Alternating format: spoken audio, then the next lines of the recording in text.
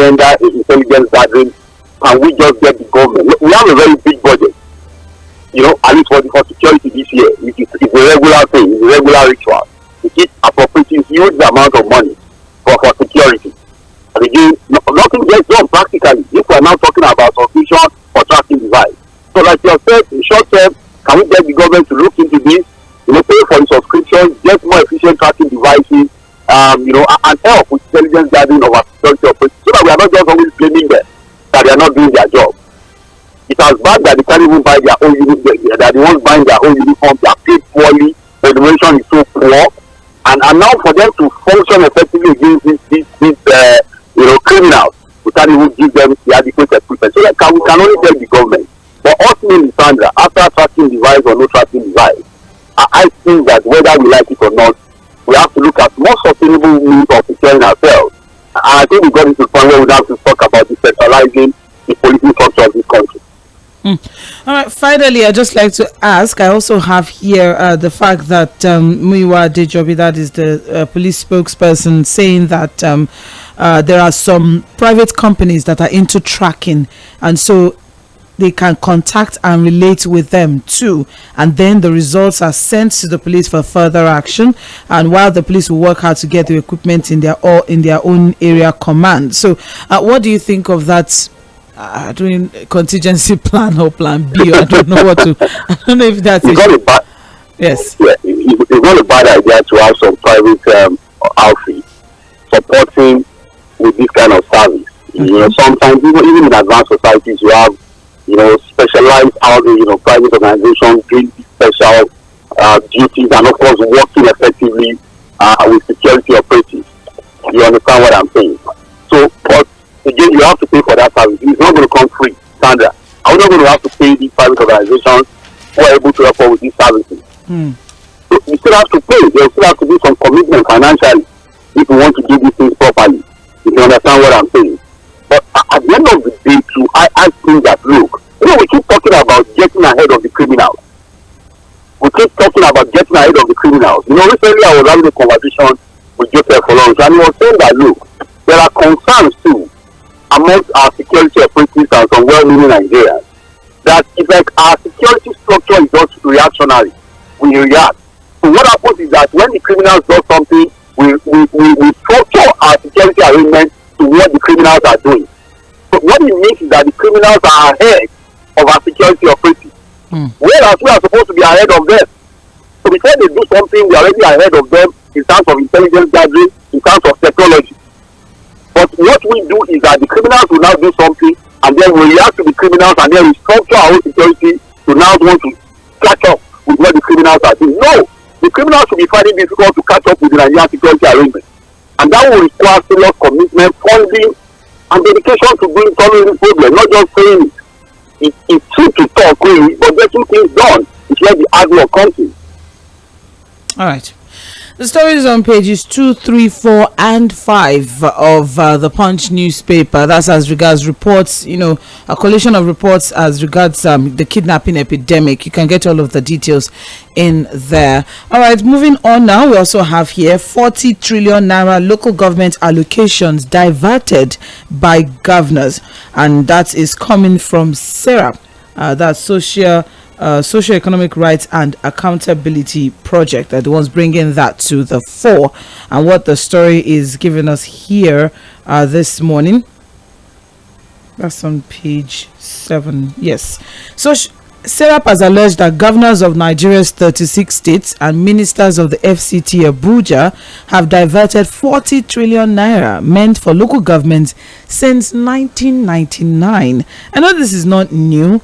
Fuad, the report, I know it's not news and all of that, but then what we have in this particular report now is that 𝗪𝗏 is urging governors and even the current FCT minister to disclose details of federal allocations meant for local governments since the return of democracy. What do you think of that call? Do you think it's something that they would do? Do you think it's possible for them to do that? Since 1999, some people, do you think that say, I'm just new in office. Why are you asking me this question? What are your thoughts? Well, again, like you said, 𝗪𝗏 is not telling us what we don't know. What we probably don't know the amount involved, which 𝗪𝗪 has aggregated to be around 40 trillion naira from 1999 to date. Again, I don't know the indices 𝗪𝗪 has used to come about this particular figure, but we know that, look, for a fact, governors have actually been diverting funds to our local government. And the conversation we already talked about, the autonomy of our local government, financial autonomy, autonomy to function as an arm of government. Unfortunately, when we keep talking about proper federal system of government, evolution of power, you have a situation where if you talk about evolution of power today, our governors are happy to jump on that particular matter because they want more powers for the state government. But the state governors who advocate proper devolution of power, devolving something from the exclusive list to concurrent and residual, are the same people who are not interested in giving proper autonomy to our local government to function properly. And the problem is that, look, in the federating unit, the local government is not supposed to be an appendix in. It's supposed to be another arm of government that functions more by relating closely to people at the local level. That's even one of the ways you can engender development at the local level, because that's supposed to be the closest to the people. But what we have done is that, look, with this joint account of state and local government, funds get to the state level, they are supposed to be disbursed to the local government level, but what do they do? It's in the words of former President Mobola. He said the governors are stealing the monies of the local government. That's what he said. He didn't say they are diverting. He didn't say diverting. He said they are stealing because it's stealing what does not belong to you. When you take it over, it is stealing. And truly, President Mobola made an attempt. He tried indeed to see how to ensure that our local government gets what belongs to them and also help them to function properly. Remember that there was an executive order that the governors fought in standstill. They had to go to court, and they were all unanimous on it. Because the idea there was President Buhari was trying to look at a situation where local governments can get their funds directly. But the governors still want to be in control. And at the end of the day, they all went to court, they fought it to a standstill, and they won. But indeed, the federal government cannot pay local government directly. There's no reason why the states want the status quo to remain, other than they still want to be in control of the funds of local government. So, again, when we talk about the fact that when we have a problem, we talk about the problem, we come up with solutions, but we are not committed to solving the problem. It's all motion without movement. And when people still tell the president that this is time to restructure, we must operate as a proper federating unit. If you are practicing federal system of government, the structure must be seen as a proper federal system of government, not a unitary. What we are doing now, Sandra, is not different from a unitary system of government where everything is over centralized. So until we decide to do the right thing, we probably will remain where we are. All right, Fuad. Now, but what about the call for the federal governments that whenever they are making allocations, whether it's the state governors that are receiving these funds on behalf of the local government, that they should publish that this is what we have sent for local government to state government? Do you think that would in any way, bring some transparency as regards, the expenditure of state funds? And even if the federal government publish what they have given to each local government, the reality is that, look, the governors will still do what they want to do, because a lot of these local government chairmen are just students of the governors who have been positioned there not to function independently. So yes, you see the money that has been allocated to local governments, whether published or not, but the reality is that what the governors still want to disburse to the local government, what they are going to disburse. Sandra, the young man that raised an issue of local government funds in Ogun State, what has happened to it? Even the guy started by writing elders of the state to complain that, look, my funds as a local government chairman has not been getting to me. This has been the problem. That man has been removed from his position now. Yeah. And everybody is quiet in the state as if nothing has happened. The man is left in the cold to suffer for trying to speak truth to power. For trying to, and even the people of Ogun State, they even rally around it. To say, oh, our governor, you have to give account and you have to answer to what this man is saying. Even he was all sentiment. The man is left in the cold. Mr. Wale Adedayo is there now. He's out of office. And it's as if there was nothing that really happened. The questions he raised, the issues he raised, nobody has given any answer to it as we speak. So So that's to tell you the level of impunity we have. And so even if you publish all of this money here, the governors will still do until we go into amending the constitution. And first, dismantling the joint account by state and local government. So we need to first dismantle this idea of joint account. We need to now review our constitution to engender and entrench proper autonomy for our local government. Until we do that, the governor is to publish whatever you want to publish. There's a deal that will continue to go on, and the deal is the fact that look, a lot of these local government chairmen are just PDs and political patrons of our governors, and there's nothing they will do, even if what's supposed to get to them does not get to them. Okay. What they will do is to get the little that gets to them, and they also take care of themselves. Okay. And we leave the people in proper ignorance. Thank you very much, Fuhad. So we're moving along very quickly now, 5 minutes past 8, and this is Milan 98.3 FM. We also have here Naira manufacturers plan general price hike, and that story is on page 26 of the Punch newspaper. So very quickly, manufacturers have predicted fresh hikes in the prices of commodities in the markets in response to the continued fall of the Naira against the US dollar.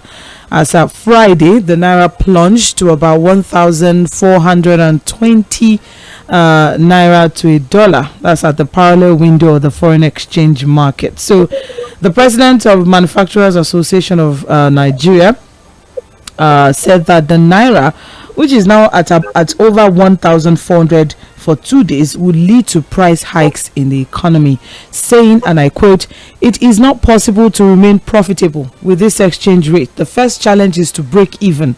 It means the prices of things will be higher and the income is not there for people to buy things as they should buy, as things have become even more expensive. So things that you usually buy at 10 Naira is now 15 Naira and your salary is still 15 Naira or 20 Naira. So the demand will become low. The purchasing power of the people will drop, and this will affect the bottom line of manufacturers.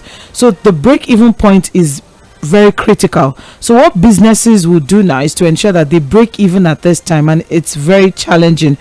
So he also went further to say that price hike is unlikely to resonate well with consumers who, as it is now, their spending power has really depleted. And according to him, the frequent fluctuations in the forex market has made it difficult for manufacturers to even make long-term plans and say, okay, this is the plans that we're putting in place. So as it is now, things are difficult for both the businessman and even the consumer or the customer now. So how would you advise business owners or even manufacturers generally now to break even and then still, declare some profit or make some sort of profit on their own side? Well, this is a very good time for business owners, I think, majorly manufacturers. We're talking about the depreciating value of the Naira. There are other factors to standard, insecurity, energy costs, power problem, infrastructure deficit, government policy permissions, multiple taxes. Everything is stacked against the business owner in Nigeria at this time. Look at the manufacturers. Everything is stacked against them. And for them to survive now, I think at the management level of these manufacturers, they have to come up with what you can call survival instincts. Now, if they are going to raise prices, there's a danger with that. But can you really blame them? The danger is that, look, people will just avoid their products because you cannot come and die. Unless the thing is very essential, and it's a matter of life and death, and people must buy by force by fire. But when it's especially for people who are manufacturers with luxury goods, you understand what I'm saying? Things that are not so essential for the people. If those kind of people decide to increase their price, I think what people to do is just put it on scale of preference. Is it very important for me to buy this thing or I move on? From last year, Sandra, manufacturers have also been complaining of low sales because a lot of their products take too long in the shelves. So, of course, in trying to survive, they have to tinker with prices. I need to take care of shortfalls in their revenue, to take care of the depreciating value of their capital, to take care of energy costs and overhead costs and all of those kind of things. But in also doing that, they have to be careful because they also have to look at the purchasing power of the people. It will not do any manufacturer any good now to produce something and nobody is buying. Because because again, you have to look at the fact that it's the purchasing power of your consumers, and that's why in strategy of manufacturing is the 4 P's: your price, product, promotion, and fee. Pricing in itself is about the purchasing power of the target user. Can they buy what you are producing? But can you blame any manufacturer now, Sandra? You can't blame anybody. So what they probably do, apart from looking at tinkering with their prices, will also look at downsizing. So what it now means is that if there are 10 people in the department, they downsize to 2, and the 2 will have to do the job of the 10. If they can't do it, they tell them to go. Because they have to cut down costs, look at overhead, and remain in business. So it's a big problem, Sandra. What we are faced here is most likely a lot of these manufacturers will have to close their business. They will have to close their businesses and look at, in fact, some of them will close manufacturing and maybe focus on importation. Because they will tell you, well, maybe it is even better for me to use my money to import this goods and just find a way to sell it than trying to manufacture it locally if the options are there. And then we are also looking at the problem of unemployment, because these guys will have to survive well for those that are interested in retaining the business. They will have to look at ways of surviving, and one of them is to downsize. So it's a very big problem that we have found ourselves. Unfortunately, the free fall of the naira to the dollar is untamed. I don't know what the government is willing to do or will be doing about it. But it's clear that we are in a very serious situation, Sandra. Very unfortunate times now, especially for manufacturers, just as Fuhad has highlighted. Thank you very much, Saheed Fuhad. The story is on page 26 of the Punch newspaper. But as people are people are finding it difficult, purchasing power has dropped, and manufacturers are complaining. There was a very rather interesting story that trended over the weekend and brought the country of Grenada into limelight. It was quite a big deal. It's Ajibola, right? Yes, 7 days of amazing things just to celebrate her 50th birthday. But now it's on the front page of the Punch newspaper, and it's not for congratulatory messages or whatnot. The IRS before congratulated her, before congratulated her. I don't want to see that. I don't want to see that. IRS is demanding Achimugu's tax returns after lavish birthday. It was quite an interesting. I mean, everybody will have something to be thankful for.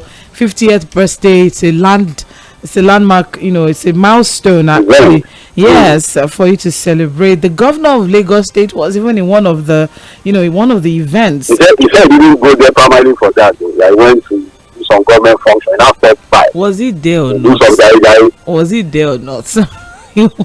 Was he there or not? He was there, but said not primarily for the birthday party. It was just a party. I don't want. Did he drink? Did he eat? What? Let's just go into the story. The FCT IRS has asked Abuja-based socialite Aisha Achimugu to provide details of her annual tax returns to the agency. And in a now deleted post on their official X platform, the FCT IRS reached out to socialites to avail the agency of her tax returns. And they said they are extending their warmest birthday wishes as well. But then they even prayed for her. They may this special day be filled with joy and blessings. Remember to fulfill your tax obligations by filing your annual tax returns. Well, Fuad, I know that with all the splendor and there was just a lot to take away from that event, from all of the events at Grenada, to the spendings and everything, to when they came to Abuja, to when they came to Lagos. It was almost a jamboree of some sort. I know that people were already expecting some sort of lights or some sort of spotlights. Some people were saying, oh, she's not a public service holder, so we don't really care. It's her money, she can do her. We have the right to spend her money. Exactly. We spend it. We don't care. It's her personal funds, and she's not a public. And nobody has said that any money is missing anywhere. You can't. So, but then with the IRS coming in now and saying, okay, so congratulations and all, but can we see your tax returns? Tax returns. Yeah. What are your thoughts on that? One of it, again, Mrs. Achimugu is a private citizen. She's not a government official. And so she has a right to spend her money the way she wants to spend it. There was a dedicated website standard for the and event. 7 days, where dignitaries were flown there. Was in Grenada, standard. And we saw dignitaries. It was a complete package. But what they are doing is to look and say, oh, if you have this kind of money to throw and lavish on the 60th birthday party, it would be nice to know what you are paying to the government in terms of your tax return. If you understand what I'm saying. Yes. And I think it's important so that at least we can have some clarity whether these guys are actually giving back to the government, what they are supposed to do to the government. So it's not just the poor Nigerians that are paying their taxes, whereas the rich are finding a way to evade taxes. So if you can spend that amount of money, fly dignitaries, higher tax, private jets, we're told that a lot of private jets landed in Canada from Nigeria. Yes. 3 people there. Good hotels. They count at 𝗪𝗵𝘁𝗾 Island, and it's an 80-acre private and exquisite location, and it costs about $132,000 per night. Per night, and they were there for 7 days, so that's about 924,000. No, to rent out the where they camped at the island itself. The island itself. No. The island itself is a private and exquisite location that you can actually rent out, to have some, either mini retreats or all those things. You can just, have some close people around you. So, yes, Fuhad. Money is good, though. When you say? Very, very. I absolutely absolutely agree with you, but then I hope we're not going to get, because some time ago a popular actress was also groomed like this and she came out because Fuhad, in all of this grandeur and all of that, there were also some charity works that were going on. We're donating for money for charity. Yes, she raised money for charity. So let it not be that she comes for and say, oh no, my friends were the ones that wanted to support. I don't know, I'm just saying. But that looks like what you are going to hear. That look, yes, I spent this amount of money, but it was all donations, and you can't pass donations to standard. Yeah. You understand? So remember the actress too that was flaunting her house, flaunting her car. That's where I was going. And when the tax people came to adopt it, now they say, no, I'm not this, I never. I've not finished. Now I never finish you. Well, I mean, for a 7-day birthday party, that's you can get it. There's a website. All you need to just go to the website to get all the. See all audio. If you want to think, I don't know. Maybe you just want to think. Have a rethink of certain things about your life. Maybe you can visit the website and check everything out. It's a 7-day event. Everything is there. The travel schedule, the chauffeur, the visa arrangements, everything. The list details of the guests that were there as well is also on the website. But then the wine, everything. Fuhad, you were also at an event over the weekend, but I'll not cast you. Let's move on now. All right, this is Milan 98.3 FM. Now we're done with the Punch newspaper. Let's move on to the Guardian newspaper. And the major headline there, coup fallout, trade, security concerns as Mali, Niger, Burkina Faso exit ECOWAS.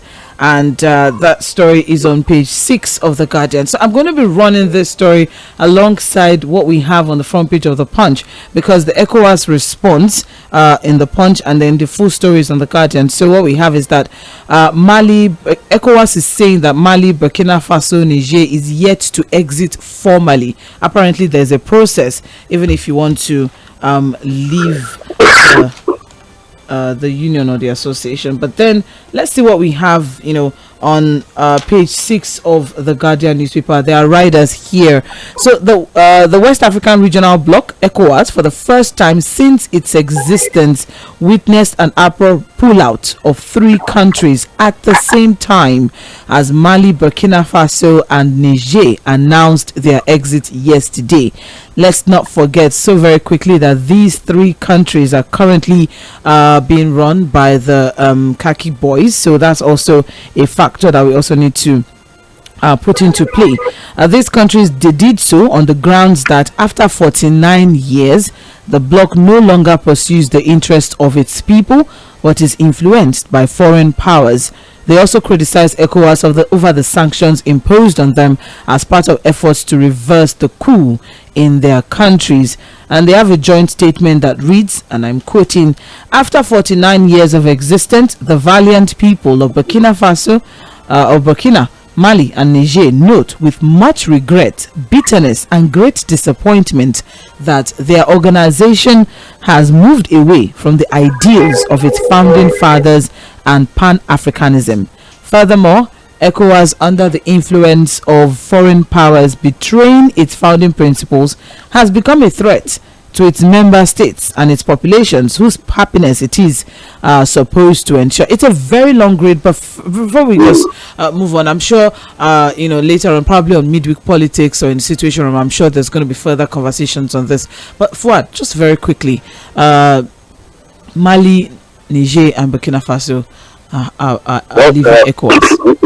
If you look at the response of ECOWAS Secretariat, what they have said is that, look, these countries are already suspended from ECOWAS, and so this exit currently does not really come as a surprise, just that there are processes to this thing.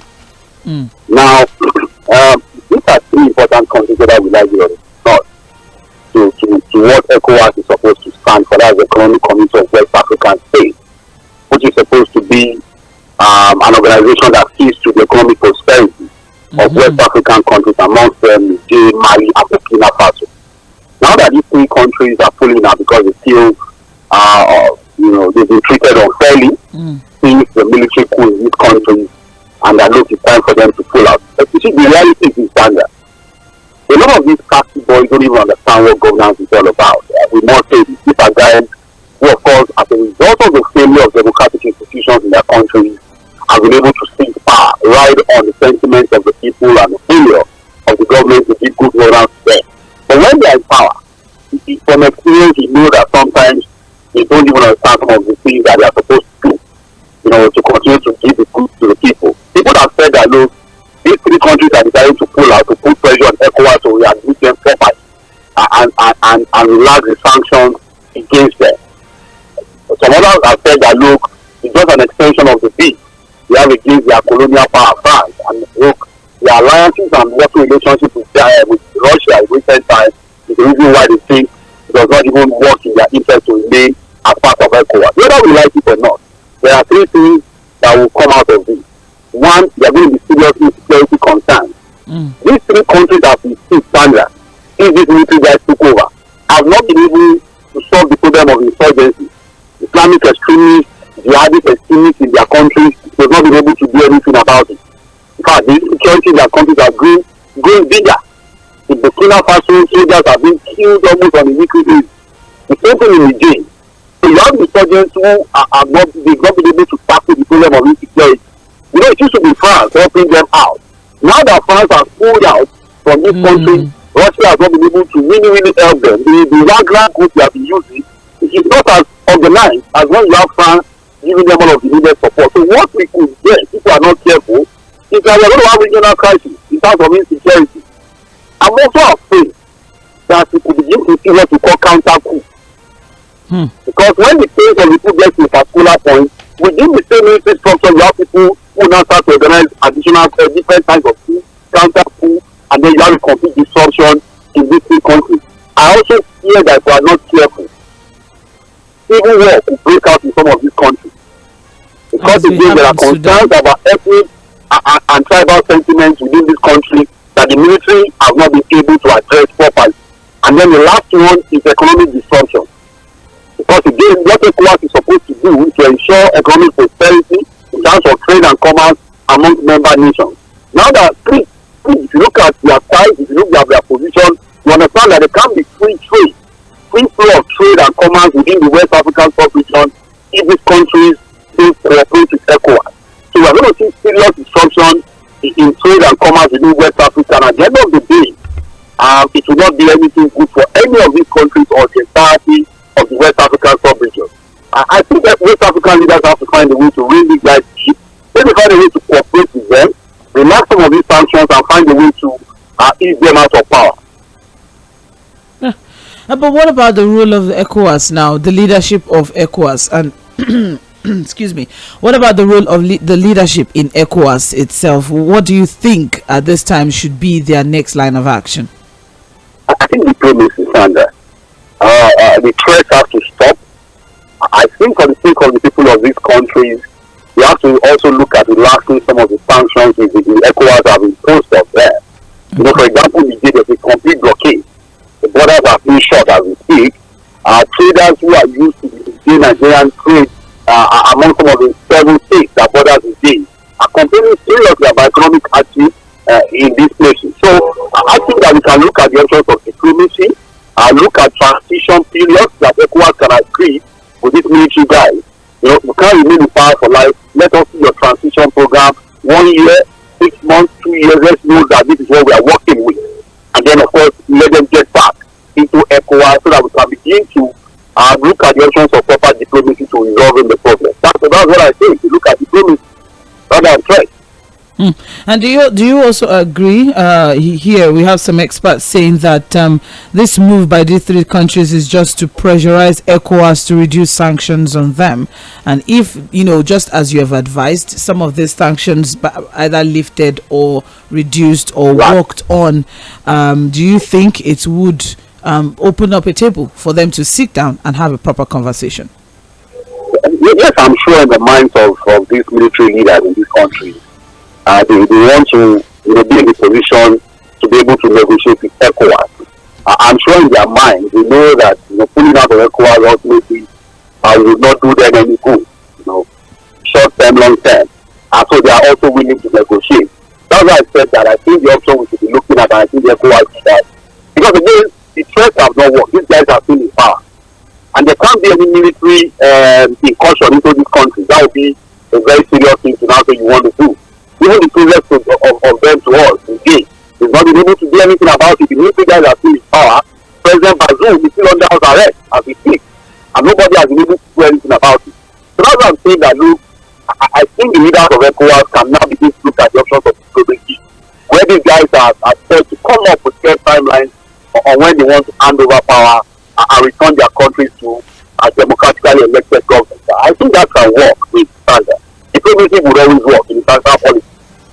Well, according to, there's just a lot to talk about as regards this particular conversation. I mean, I also have here the fact that nations can only pull out after serving a 1-year notice, that there's no withdrawal with immediate effect in ECOWAS. Now that they are pull out, what would they do?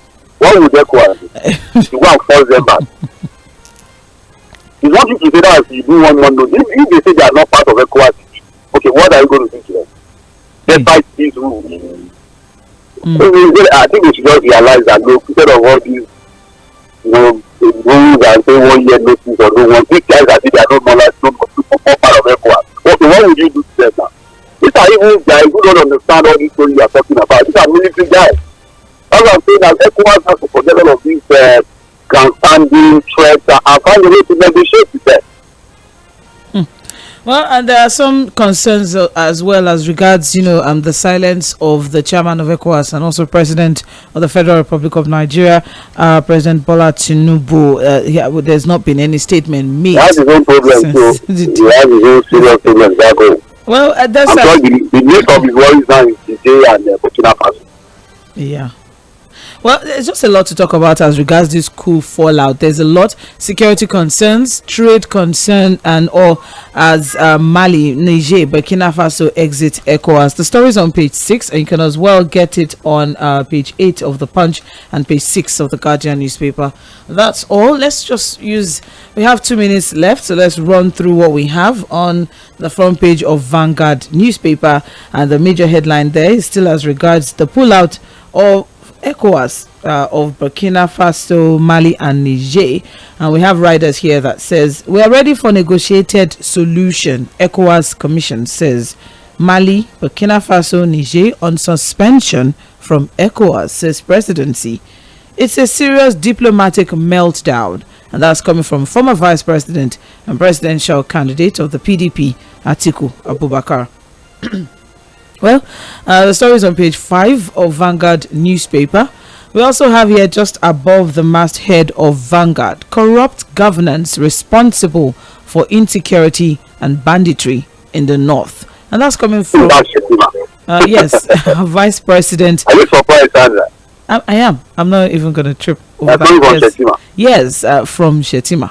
The former governor is one of the most recognized leaders of the north as we speak, and so